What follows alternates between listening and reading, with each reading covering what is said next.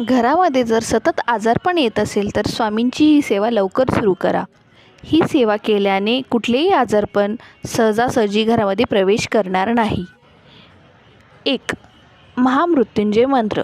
ओम त्र्यंबकम यजामहे सुगंधिं पुष्टिवर्धनम उर्वारुकमिव बंधना मृत्योर्मुक्षीयमामृता.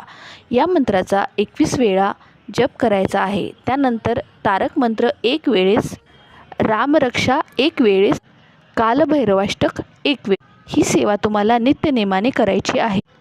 या नित्यसेवेमुळे घरात कुठलीही रोगराई प्रवेश करणार नाही. घरातले सगळे आजारपण नष्ट होतील आणि आपल्याला प्रसन्न वाटेल.